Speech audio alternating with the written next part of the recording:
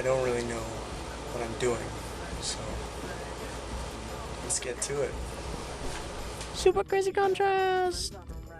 What's up, you guys? Hello, YouTubers and gamers alike. My name is Jaden, and I'm 1/3 of the We Are Solstice YouTube channel.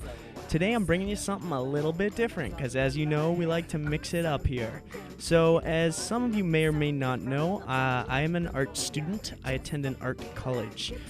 I don't necessarily draw. My specialty is more in graphic design. For those of you who don't know what that means, it's more in the vein of sort of like computer design, like brochures and websites and album covers and all that fun stuff. So anyway, I got assigned a project at school, and that was to design well, it's kind of complicated, a design system, and I decided to use a web for my design system.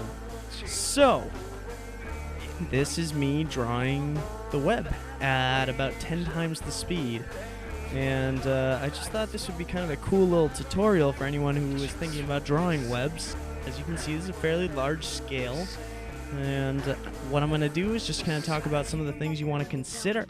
So, for starters, you don't want to put it dead smack center in the middle of the page, because that's going to create this sort of weird tension. I know your first inclination might be put it in the middle, the very, very center, but trust me, it's going to be more interesting and just generally look better if you off-center it a tiny bit.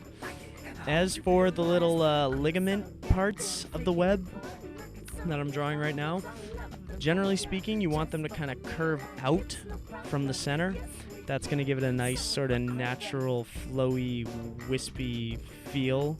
You could make them all taut, but I don't think that's gonna have quite the same punch. In addition, those ligaments, you want them to kind of go in circles, as in they're not gonna be like all random, all over the place. Like those are actually kind of like circles. You can kind of drag your finger through them like pathways, like each one. That again, that just has to do with the way that spiders have evolved to make webs. Pretty nifty stuff, if you ask me.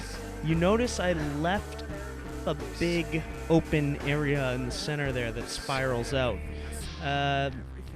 That's just that, and some of the missing details in the web just add authenticity to it. Because I'm sure plenty of you have seen spider webs that look similar to this. Almost never are they perfect, and by leaving things wrong, in a sense, or not perfectly symmetrical, you're giving it a certain life that wouldn't have otherwise.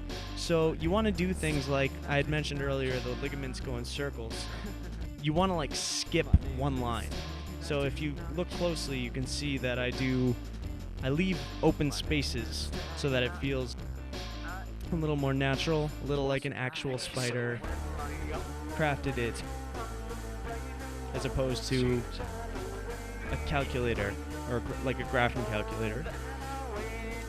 You know, because nature's not flawless, right? Right? Anyway, so yeah, this video's about to wrap up, and I just thought this would be a nice little change of pace. I hope some of the tips I mentioned were helpful. Actually, before I wrap up, you also want to take note that the side ligaments there that are theoretically attached to trees are taut and shooting off the page. That would be ideal. These things aren't floating. So anyway, you guys, hope you enjoyed. Subscribe for more, and I'll see you later.